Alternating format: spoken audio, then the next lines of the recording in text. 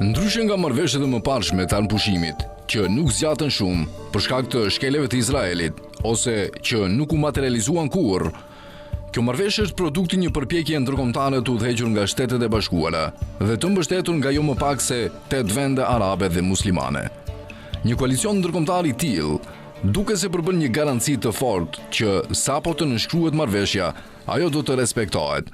Pjesëmarrja të dy të dërguarve të Trumpit dhe e dy zyrtarëve shumë të lartë nga Katari dhe Turqia e konfirmoi këtë, shkruan akademiku palestinezo-britanik Azam Tamimi.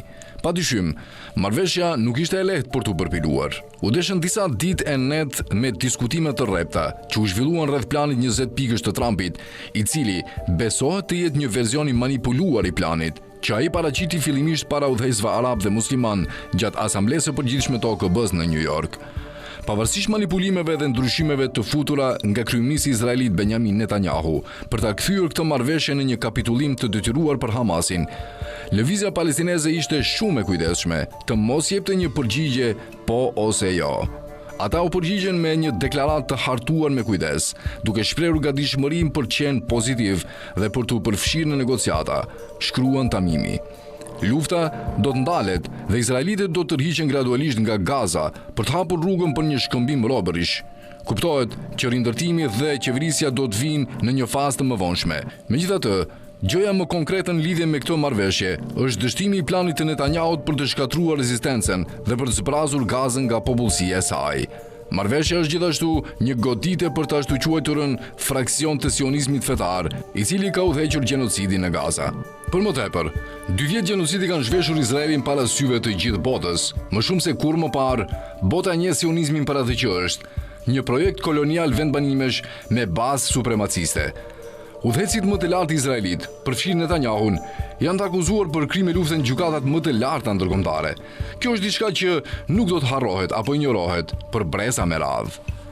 Fakti që është arritur një marrëveshje anëpushimi nuk nënkupton në asnjë mënyrë se krimet e luftës izraelite do të harrohen apo falen, shkruan Tamimi. Sipas tij, duhet kujtuar se Hamasi gjithmonë ka kërkuar një marrëveshje anëpushimi. Ishte Netanyahu dhe koalicioni i tij ekstremist qeverisës që sabotuan të gjitha përpjekjet e mëparshme për arritjen e një marrëveshjeje. Ata madje u tërhoqën nga marrëveshjet që ishin arritur mes palëve. Palestinezët nuk e kanë fituar ende lirinë, për cilën kanë luftuar për më shumë se 100 vjet, shkruan Tamimi. Prandaj, lufta për liri do të vazhdojë pashmangshëm. Jo vetëm kaq, për sa kohë që okupimi izraelit vazhdon, tensionet në gjithë rajonin do të qëndrojnë dhe raundet të tjera përplasjes ka shumë gjasa të shpërthejnë në të ardhmen, vlerëson ai. Kjo është arsyeja pse paqja e qëndrueshme që ka premtuar Trumpi do të mbetet e paarritshme pa një përfundim të plotë të okupimit sionist të Palestinës.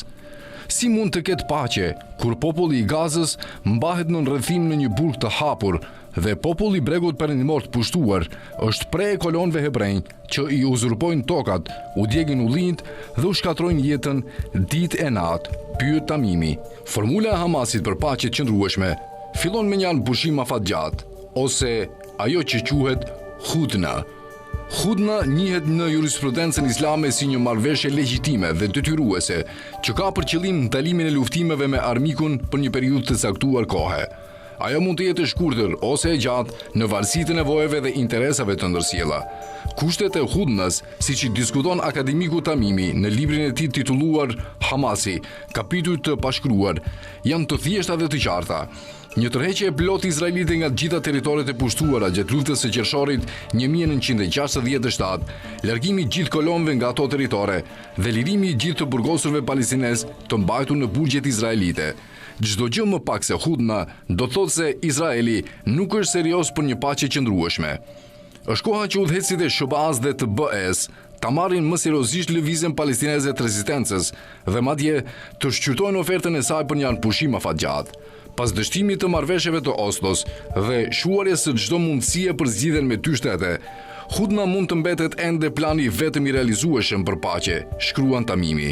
Se përket Hamasit, për shumë palestinez, kjo organizat nuk është thjesht një ushtri, ajo është një ide, një kulturë dhe një fenomen.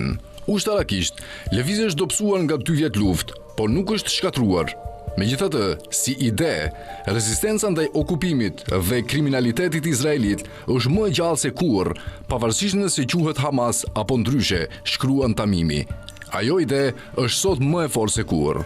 Siç kemi parë gjatë 2 viteve të fundit, që nga 7 tetori 2023, shumë palestinez, veçanërisht në Gaza, besojnë se Hamasi mbetet përfaqësuesi i vërtet i luftës së popullit palestinez për liri. Sipas sondazheve të fundit, pavarësisht gjithë dhimbjes dhe vuajtjes që kanë përjetuar banorët e Gazës, lëvizja palestineze vazhdon të jetë zgjedhja e parë e popullit.